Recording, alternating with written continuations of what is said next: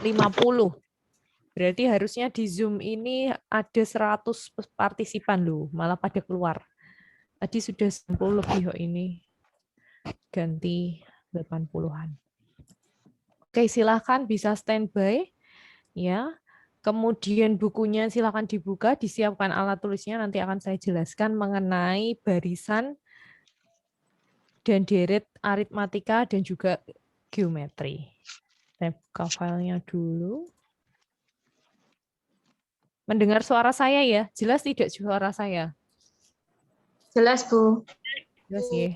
Namanya sudah pada diri name. Nanti sewaktu-waktu saya melakukan tidak ngomong ya. Jadi silakan standby di Zoom.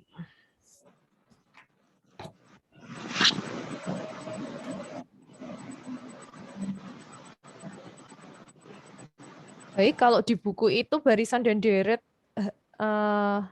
aritmatika dan geometri itu ada di halaman 36. Silakan bukunya dibuka halaman 36. Sudah dibaca belum? Sudah, Bu. Sudah. Materinya mudah ya.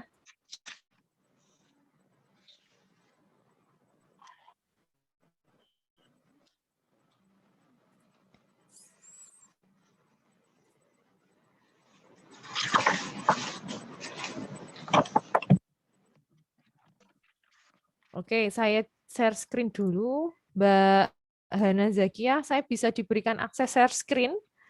Ya, tahu caranya? Biar saya bisa share Itu Bu jadiin materi. host dulu. Nggak usah. Eh, di tulisan share screen yang bawah kan ada panah hijau kan itu share Iya, screen. iya. Di belah kanannya ada panah apa ya seperti segitiga gitu ya pojokan kanannya ya. Pojok dari share screen itu share screen kan warnanya hijau. Iya. Belah kanannya sedikit kanannya yang warna hijau itu ada tanda seperti panah ke atas atau segitiga ke atas ya, segitiga ya kan? Ketemu enggak? Enggak, Bu. Adanya tuh screen, whiteboard, sama iPad, sama WhatsApp itu doang nggak, Bu? Kamu pakai apa laptop? Iya. Share screen. Bawahnya di bawah kan ada share screen. Iya. Lah, di sebelahnya share screen Oh iya masih ada, di Bu. Ada, Bu. nah itu diklik kemudian klik yang multiple participant apa itu ya? Oke, Bu. Kepanjangannya itu. Oke, sudah? Sudah. Oke, terima kasih sudah bisa. Nah, sudah tampil screen saya? Iya, sudah, Bu. Sudah, Bu. Oke. Oke, silakan bisa dibuka bukunya halaman 36. Di situ sama ya dengan halaman 36. Sebentar.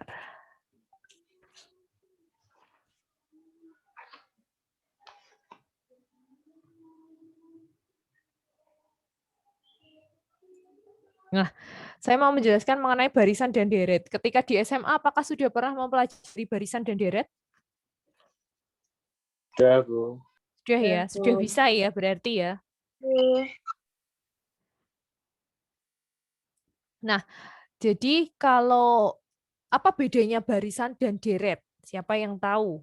Saya beri nilai, saya beri nilai keaktifan. Atau saya tunjuk?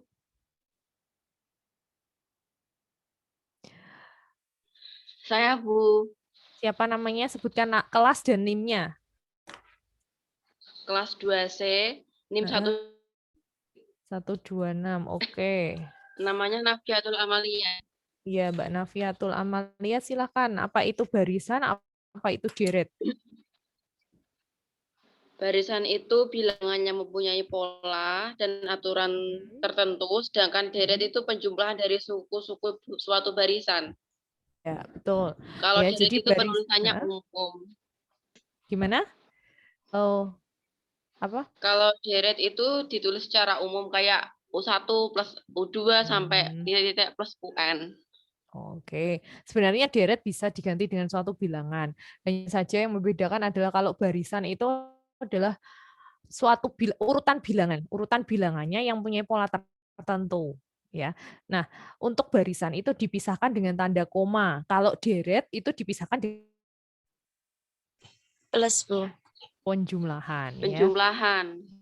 Oke, tahu ya bedanya ya semuanya ya. Jadi kalau di sini barisan itu merupakan urutan bilangan yang mempunyai pola atau keteraturan tertentu. Nah, di sini contoh adalah barisan bilangan asli. Bilangan asli itu kan 1, 2, 3, 4, 5, 6, dan seterusnya. Nah, itu dia dipisahkan dengan tanda koma. Tahu ya? Paham ya? Kemudian barisan bilangan bulat.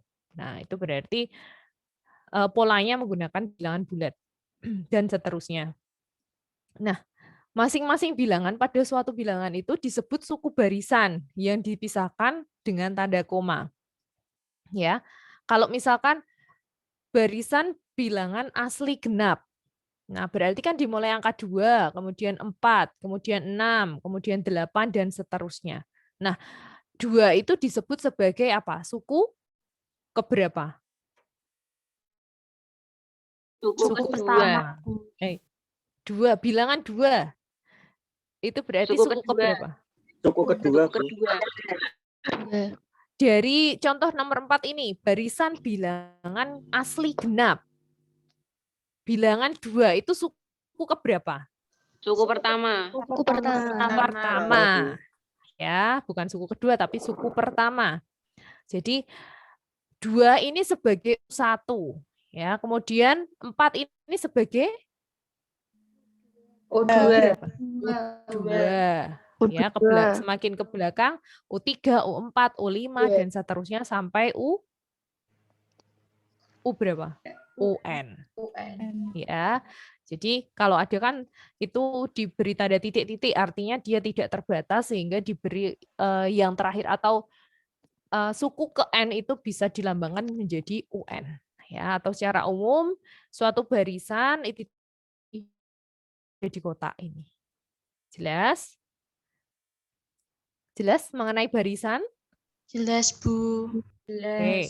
Kemudian Jelas, Bu. mengenai deret. Tadi sudah disebutkan bahwa deret itu adalah penjumlahan dari suku-suku suatu barisan. Jadi tadi U1, ada U2, ada U3, dan seterusnya. Itu kalau dicari jumlahnya itu namanya deret atau bisa dilambangkan tanda penjumlahan ini. Dipisahkan dengan tanda penjumlahan. Itu disebut sebagai deret. Ya, tahu ya bedanya barisan dan deret? Tahu. Tahu ya. Kemudian saya lanjutkan di halaman selanjutnya. Notasi sigma, ya, notasi sigma itu dilambangkan dengan tanda sigma. Nah, ini seperti E besar ini namanya atau dibaca adalah sigma yang berarti penjumlahan. Ya. Notasi sigma itu banyak digunakan dalam matematika khususnya bidang statistika. Besok kalau kalian mempelajari mengenai statistika, di situ nanti ketemu sigma-sigma, berarti artinya adalah penjumlahan. Ya. Nah, notasi sigma kalau dalam statistika itu biasanya digunakan untuk menemukan min, rata-rata ya, kemudian simpangan baku, ragam, dan lain-lain. Ya. Secara umum, notasi sigma dapat didefinisikan sebagai berikut. Nah, di sini sigma bacanya apa ini? Sigma UI dari I-nya adalah 1 sampai N. Atau bisa dibaca menjadi, sigma tadi kan penjumlahan. Berarti penjumlahan suku UI, sukunya kan ini UI, dimulai dari I sama dengan 1 sampai I sama dengan N. Oke. Nah, kemudian arti dari penjumlahan itu berarti UI kan UI ya. UI itu dimulai dari 1 sampai N, berarti I-nya diganti mulai dari 1. Ya, berarti sehingga sigma UI ya, mulai I-nya 1 sampai N itu berarti U1 ditambah U2 ditambah U3 ditambah U4 dan seterusnya sampai UN. Ya, berakhirnya kan UN. I-nya sampai N. Jadi penjumlahannya sampai UN. Gitu ya. Nah, UI itu bergantung dari polanya, pola bilangan tersebut. Ya, nanti di bawah ada contoh. Contoh 1. Nah, ini contoh 1. Tuliskan tiap penjumlahan berikut dengan menggunakan notasi sigma. Bilangannya adalah 1, 4, 9, 16, 25, 36. Jadi kalian harus bisa membuat pola tersebut. Ya. Kalian pernah ikut tes TPA? Tes akademik atau tes kemampuan yang paling dasar, pernah tidak? Pernah. Pernah ya. Di situ ada pola-pola bilangan barisan deret gitu ya. Nah, itu adalah implementasi atau dasarnya seperti ini atau deret aritmatika seperti ini. Ya, bisa deret aritmatika, bisa deret geometri atau barisan deret itu tadi. Nah, kalau kita melihat pola ini ya 1, 4, 9, 16, 20, 36, kalian bisa melihat polanya ya. Jadi suku pertama itu berapa? 1. 1, suku kedua 4, suku ketiganya 9. 9, suku keempatnya 16, suku keenamnya 36. 36, suku keenamnya adalah 36 ya. Jangan 36 ya, 36. Nah, bilangan-bilangan tersebut kita bisa membuat suatu pola. Ya, ada 1, ada 4, ada 9. Nah, kira-kira itu bentuknya polanya seperti apa? Nah, polanya adalah suku ke-1 ya, karena 1 terus yang kedua 4 berarti kita bisa membuat bahwa 1 itu adalah 1 kuadrat. Ya, suku kedua kan tadi 4 berarti 2 kuadrat. Suku ketiga 3 kuadrat dan seterusnya sampai U6. Ya, jelas sampai di sini? Jelas. Nah, maka dari pola ini, nah, suku ke-1 itu U1, U1-nya kan 1 kuadrat, U2-nya 2 kuadrat, dan seterusnya. Sehingga kita bisa menyimpulkan bahwa pola bilangan dari penjumlahan itu adalah N kuadrat boleh, K kuadrat juga boleh. Ya, kalau di sini disebut K kuadrat. Ya, sampai di sini sudah paham? K kuadrat itu dari mana? Paham. Paham, Bu. Nah, kalau kita sudah punya polanya, K kuadrat, kemudian K-nya itu mulai berapa sampai berapa? 1 sampai Dari 4. berapa? 1 sampai 6. 1 sampai 6. sampai 6 ya. 1 sampai 6. Jadi kita bisa ini ya, K-nya 1 sampai 6. Sehingga kita bisa membuat notasi sigmanya menjadi sigma. Ya, tuliskan polanya dulu. K kuadrat dimulai dari K sama dengan 1 sampai K-nya berapa? 6. 6. Nah, begini cara menuliskannya. Jelas? Sudah jelas? Jelas. Nah, oke. Kemudian ini waktunya kurang 8 menit. Nanti Mbak Hana Zakiah yang sebagai host nanti masuk lagi ya, Mbak? Iya, Bu. Coba nanti masuk ke link itu lagi. Kalau misalkan tidak bisa nanti dibuatkan link lagi ya, Mbak? Iya, Bu. Maaf ya, Nanti kita tunggu. Ya, enggak apa-apa. Nanti kita tunggu terus nanti masuk lagi, nggih. Nah, sekarang saya jelaskan mengenai barisan dan deret aritmatika. Kalau tadi kan masih pengantar dari barisan dan deret. Sekarang mengenai barisan dan deret aritmatika. Jadi barisan dan deret itu ada 2, aritmatika sama geometri. Apa bedanya?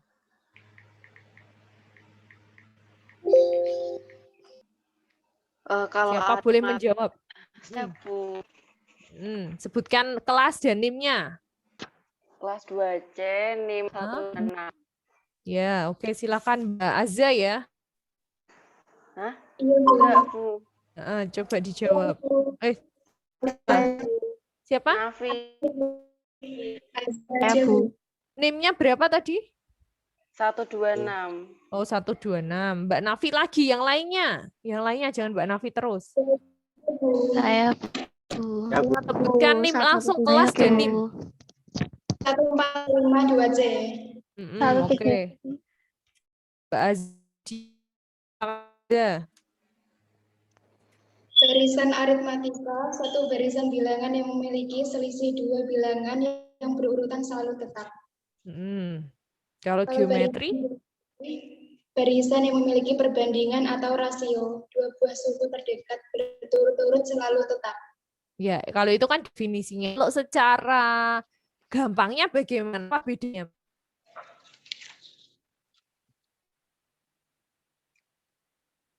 Kalau aritmatika itu memiliki pembeda selisihnya.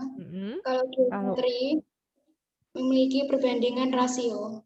Oke, jadi kalau aritmatika itu selisihnya itu disebut beda. Jadi kalau aritmatika selisih ya, U2 dikurangi U1, U3 dikurangi U2. Tapi kalau geometri itu adalah perbandingan, namanya adalah rasio. Ya, U2 dibagi U1, bisa U3 dibagi U2 dan seterusnya, ya. Nah, jadi kalau barisan aritmatika rumus suku ke n-nya dirumuskan menjadi A ditambah N dikurangi 1 kali B. Ini Mas sudah hafal ya? Dulu ketika SMA saya yakin sudah pernah mempelajari ini. Hafal ya rumusnya? A ditambah N dikurangi 1 kali B. Dengan A itu adalah apa? Suku pertama. Kemudian N-nya itu apa? Banyaknya suku.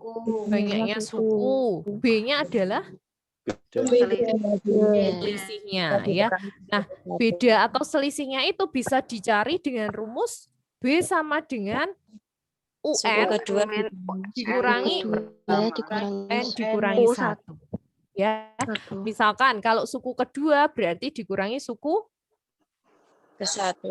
pertama. Kalau misalkan suku keempat berarti dikurangi suku ke 3. Kalau misalkan suku ke 100 berarti dikurangi suku ke 99. 99. Paham ya? Mudah ya? Nah, sekarang saya berikan satu contoh. Tentukan rumus suku ke N dari barisan aritmatika berikut ini. 10, 13, 16, 19, dan seterusnya. Nah, dari soal ini yang disebut sebagai A itu yang mana? 10. 10. A-nya itu 10. A adalah suku pertama ya. Kemudian bedanya berapa? 13. 3. 3 dari mana? 13 dikurangi 10. 13 dikurangi 10. Boleh 19 kurangi 16, boleh. 16 dikurangi 13, boleh. Sama saja ya. Kemudian kita masukkan ke rumus UN. UN tadi apa rumusnya? A plus UN sama dengan A ditambah N dikurangi 1 kali B. Jangan N-1 ya, tapi N dikurangi 1 kali B. Jadi A-nya tadi adalah 10 ditambah, karena N-nya tidak diketahui, karena kita disuruh menentukan rumus umumnya, maka kita tetap menuliskan N dikurangi 1 kali B. B-nya berapa? 3. Tinggal kita hitung 10 ditambah 3N. Men 1. 3N dikurangi Men 3. 3. Jangan men 3 ya, dikurangi.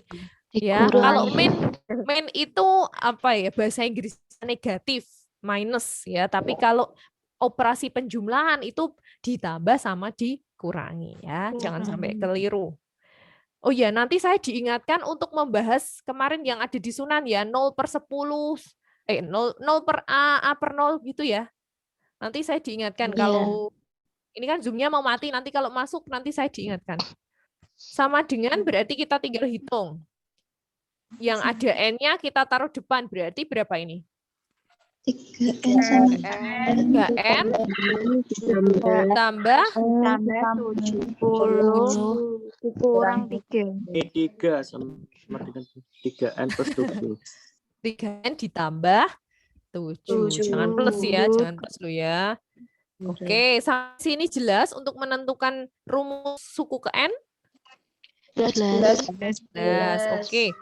Karena ini sudah mau mati, tinggal 2 menit, daripada nanti saya ngomong terputus, silakan bisa keluar Zoom, terus nanti masuk lagi. Kalau misalkan tidak bisa, nanti biar dibuatkan Mbak Hana Zakiah dulu.